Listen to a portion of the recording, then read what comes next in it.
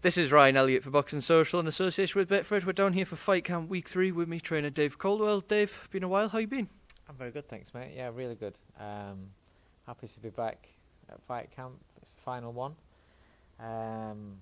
Got good memories of Fight Camp so far. Last year with Gill, Hopey Price getting good wins, and then obviously a couple of weeks ago Lee Wood, who I managed, winning a WBA title. So yeah, it's good. It's good. Nice to be back. Now, let's start with why you're actually here. Hopey Price is back in action this weekend. Claudio Grande, unbeaten Italian. I know Hopey's back out in Leeds as well, but why this fight? Why now? Activity. Just need the kid to be fighting, you know. Usually he would have had 7 fights in his first year. That's what we planned on when he turned pro.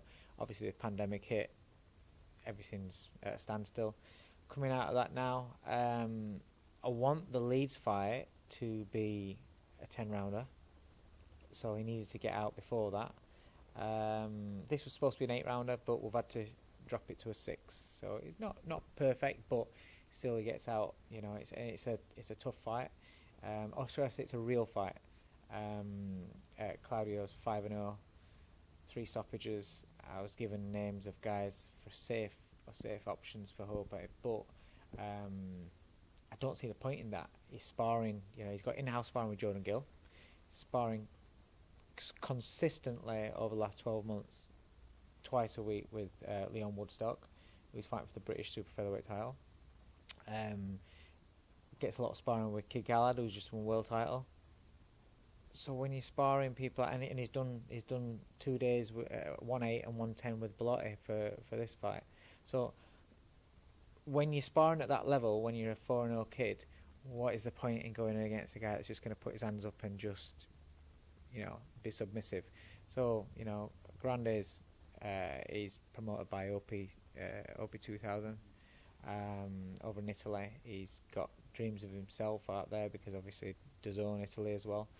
So it's a real fight, and that's where you're going to start seeing the best of Hopey Price when he's in with people that are trying to win and trying to put it on him.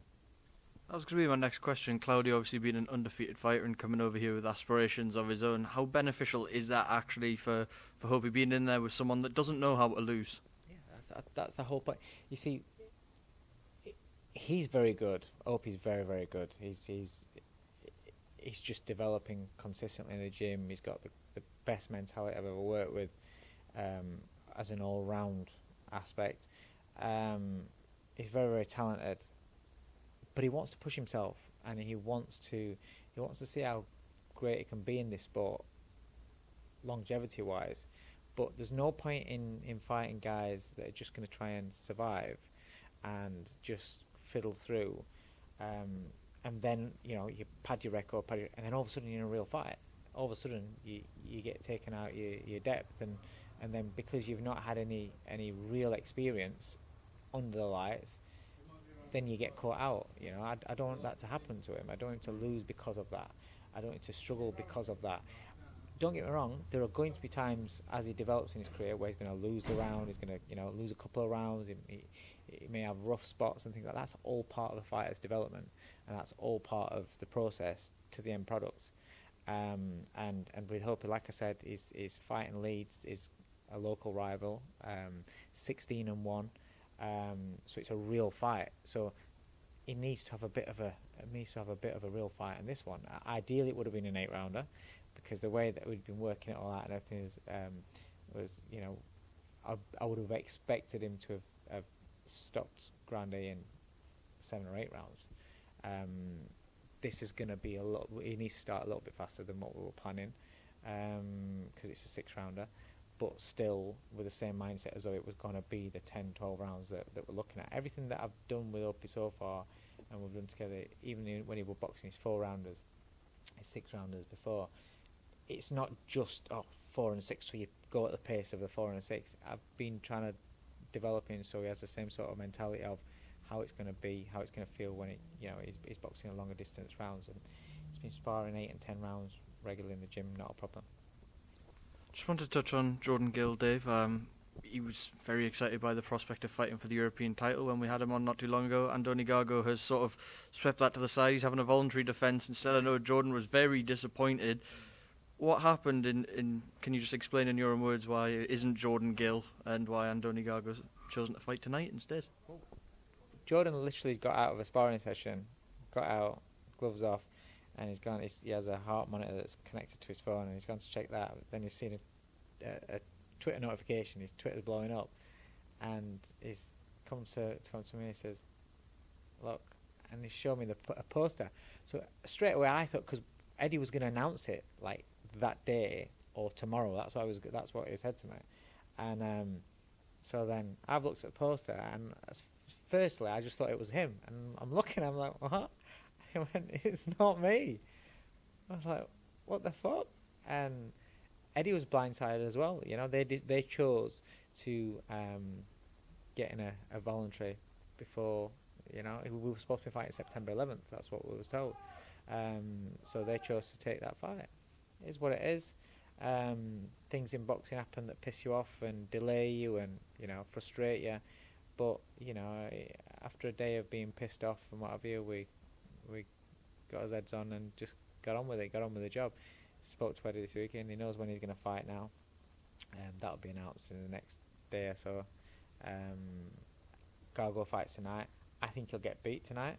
I think Guerfi beats him. And also, I mean, how that got approved, I don't know. Guerfi got beat in a round two divisions below in his last fight. But, you know, that's not in my control. It's not something I'm going to worry about. We get the winner. And Jordan will fight before that, so happy days. Seen Jordan's been sparring with Sonny Edwards. What's that like to watch? Yeah. Oh, mate, it's just great work. Such brains ticking, so clever. Great, just really, really good to watch. And Sonny's an extremely talented fighter. It's good because Jordan's usually his hand speed's fantastic, and he's in with Sonny, who's lighter and fast as well. So, it's a battle of speed, but it's a battle of minds as well, and it's a good. It's like mental chess. It's just great work, really is. One person I want to ask you about, Dave. I saw Derek Chisora has been back in a gym. Saw the photos on Instagram and stuff. How did that all come about? And what's the latest with Derek? We've always kept in touch, and then he rang me for a chat and came up to see me. Had a session again, and then he just, again he wanted me to train him in London, but I can't do that. And he knows that we seemed to gel really well last time out, and it's now 2 weeks that we've been working together. And I'll be honest with you, it's like you can ask Hopey, Lerone or Jordan, they're absolutely shocked at how quickly he's picking stuff up this time round. His mentality and clarity of thought is in a really good place, and I'm quite excited. What is his next fight? When it's going to be? That's all getting worked out. But listen, Derek's a great character. He's been a great servant to British boxing, and he's just great to work with.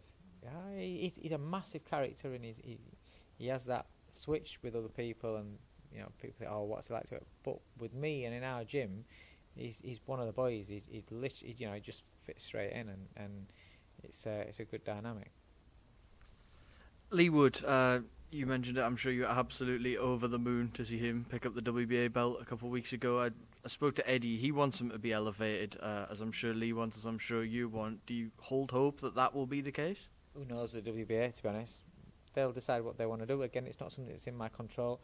I've sent a letter off to Gilberto Mendoza, so has Eddie, so have MTK, who advise him as well.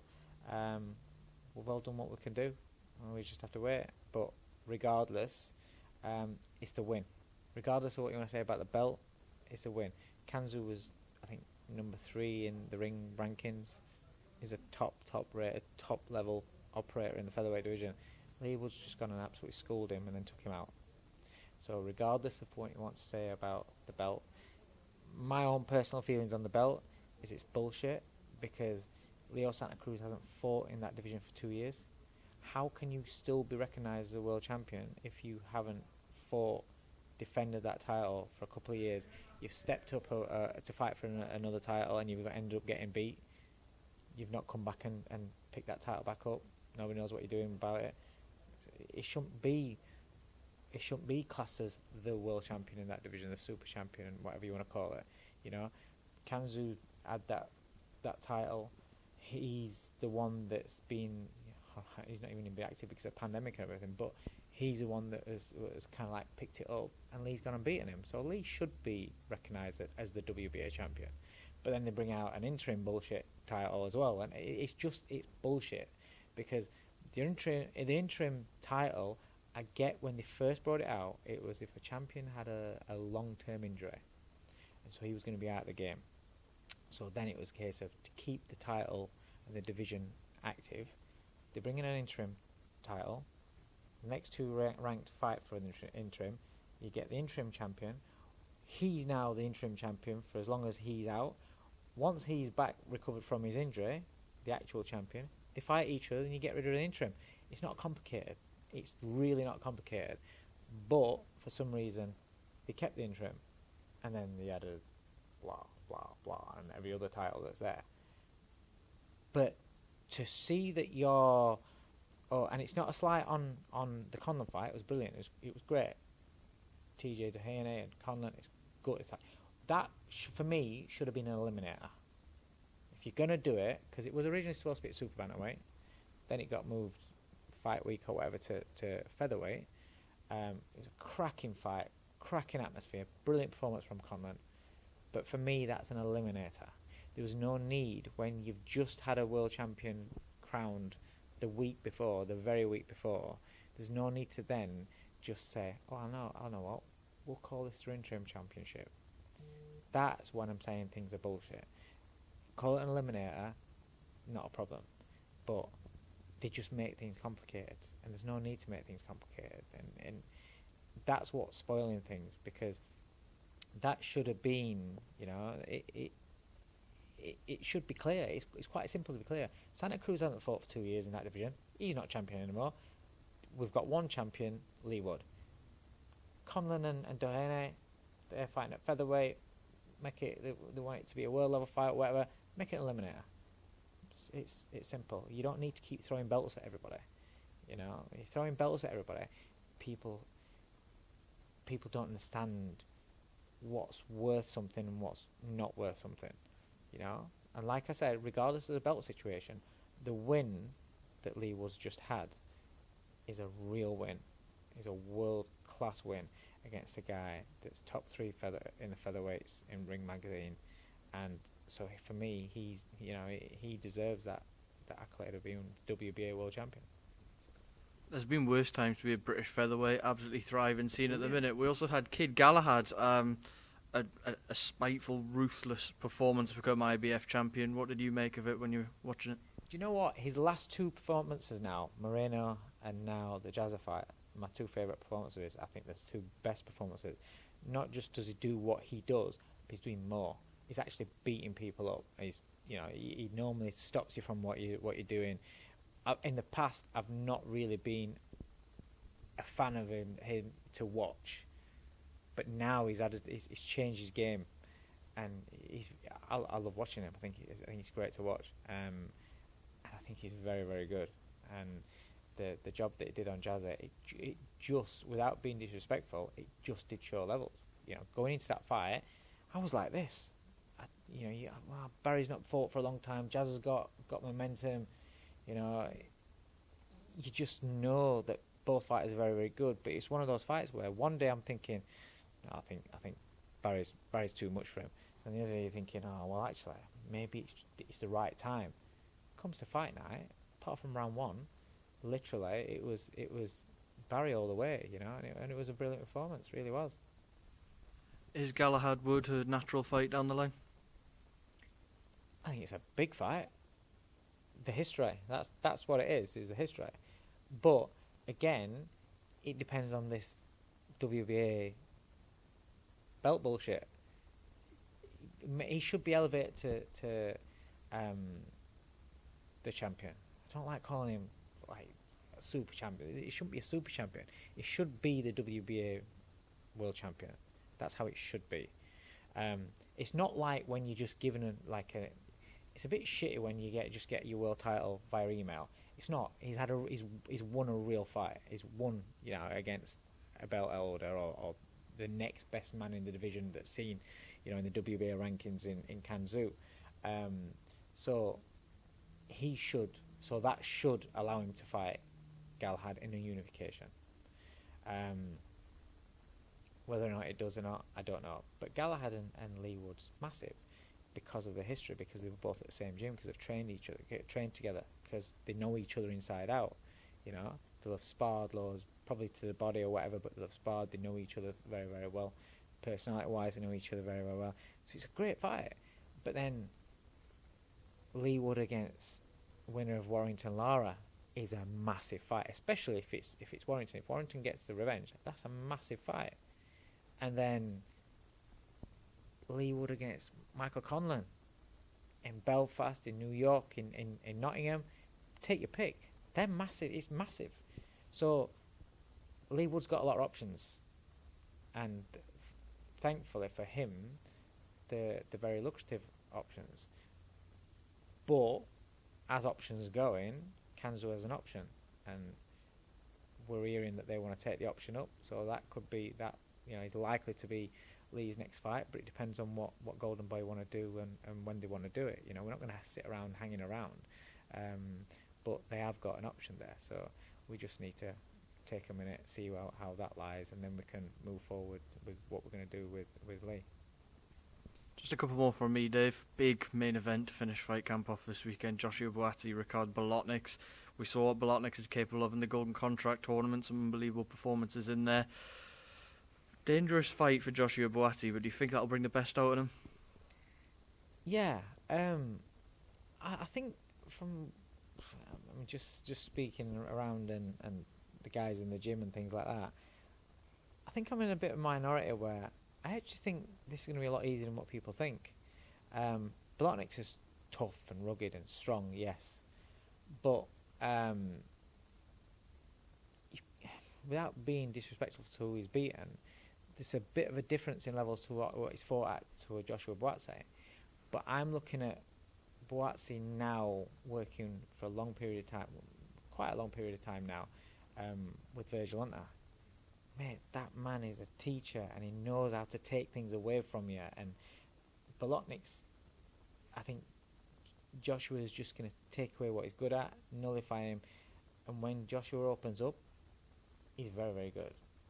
And I think he's gonna look fantastic, and then everyone's gonna rave because going into it, it's such a tough fight. But I personally think that Buatsi is gonna put on a real display. If he does that, he wins and he puts on as a display, as you say. Is he ready for Dimitri Bivol? Yeah, why not? Because I'm a fan of Bivol's, but then I watched him against Craig Richards, and you looked at Craig Richards against Bivol, and you thought, well, do you know what? Maybe if Craig Richards had have actually believed that, and again, this isn't a slight on Richards. There's a big difference when fighters are boxing at this level. They've never stepped into that level, especially somebody where you talk about, Bivol, but it's Bivol, Beterbiev, and it's like, them two, and then everybody else. And when you're talking about like that, the fighter goes in there. Yes, he believes in himself, but he doesn't quite know. He's waiting for this man who's at the height. He's waiting for him to do something. He's waiting for him to be Bivol. He hits really hard. He's great boxer, great technical boxer. He's waiting for him, and you could see that after a few rounds, he probably sat on his stool and thought, do you know what? It's not as good as what I thought. I can fucking win this. But because of that hesitancy and that not being so sure early doors, kind of give Bivol the edge there. So you look at it and you think, well, yeah, why not? Because domestically, you've got Richards, you've got Buatsi, you've got Lyndon Arthur, and then you've got Yard. They're a great mix that we're all talking about. But like I said, Bivol didn't show that he was way above our domestic level, our top guys at that division. He didn't show that. He didn't, he's somebody that burst on the scene, and we all talked about him. He's going to be great. Like I said, I think he's technical. I think he's fantastic. But I don't know whether he's a super middleweight or not. Maybe he's going to be. He's more dangerous if he was a super middleweight. But at light heavyweight, he's not set it alight as I thought he would do. So maybe that might be a factor. So it would, if Buatsi beats Bolotniks in style, would he be ready for a Bivol shot? Yeah, why not? Why not? Because I tell you what, if Buatsi went into that fight, just the mentality of the kid, he wouldn't go in there with any sort of respect or holding Bivol above him. Not at all. So I would give him a great shot in that fight. Final question before I let you go, Dave. Someone you know quite well, I want to get your thoughts on this. The return of the Haymaker. It's Haymaker 5.0. He's back against Joe Fournier. What's your reaction when you saw that? When I saw it, I was like, eh? What? Do you know what? There's two. I don't know if it's because I'm getting older and maybe just getting a little bit more. It's going to make him a lot of money. So who is anybody to tell anybody that you should turn down opportunities to make a lot of money in this game? You know, boxers put a lot on the line in chasing what they do in boxing throughout the years. The amateurs when they're not getting paid and things like that. You know, so if an opportunity comes for you to make plenty of money to keep up with your lifestyle or to get yourself out of a certain lifestyle, it doesn't matter what anybody else thinks. Does David Haye really give a shit what anybody thinks? Not really. Is it something that I would say is boxing? No, it's not real boxing. It's a night of entertainment. You know, it's like what I say about these fights with these guys. They're not real boxing fights. They're not. It's not boxing for me. It's a bit of a laugh. It's a bit of a laugh. Until someone gets hurt, it's a bit of a laugh. It's their own free will. They want to do it, and if they're going to get paid shitloads, why not? Because it's easy saying, I won't have anything to do with it. It's bollocks. But if somebody was to come to you, if Triller were to come to you, and everybody that out there that's saying he shouldn't do it and everything like that, if Triller were to come to them and say, look at these amount of zeros on the end of this check, this is what you've got to go in and do something that you spent your life doing, and you can still do better than most people. Yes or no? Who's going to say no? Who's going to say no? Because it's easy to say no when you've not been offered the opportunity. Do you know what I mean? So, if it makes him happy and he's doing it for the right reason where it's just about the money and that's what he wants, and if people want to pay for it, then they will pay for it. Will I pay for it? Will I fuck? But if people want to pay for it, they will. It's like when Jake Paul and Logan Paul, them sort of guys, fight. People want to pay for it, obviously, because they're making shitloads of money. But then there's another proportion of people that won't pay for it, me being one of them. And it's choices, you know? You can't... There's enough going on in the world where people's choices are being taken away. If that's what he wants to do, and if it's going to give him millions more, fair play to him, because they obviously see him as worth that. But it's like, it's two mates having it, you know what I mean? It's two mates. It's like when you have two mates sparring in the gym. They can be really good fights. Oh, well, wars, you know, sparring partner, you can have a war with your mate in the gym. It's all good fun. There's a lot of spite in there, and you're trying to smash the shit out of each other, but it's a bit of fun. But yeah, so it's entertaining to watch. I've seen it over and over again, you know, for years, you know, down at Brennan's gym when I was boxing, you know, two best buds going at it, and you know, I've done it myself, and it just brings out that competitiveness in it. So if Joe Fournier and David Haye want to do that, and they're going to get paid millions for doing it, good luck to them. I'm not really interested in it myself, and a lot of other people won't be interested in it themselves, but it looks like it's here to stay, doesn't it? It looks like it's here to stay. So the best thing is if it pisses you off and you get upset by it, don't read anything about it. Just don't watch it. Don't speak about it. Don't give it any more oxygen to burn, and just pretend it's not happening. Dave Coldwell, thank you as always for speaking to Boxing Social. I'll let you go now. Best of luck tomorrow. I'm sure I'll catch you soon.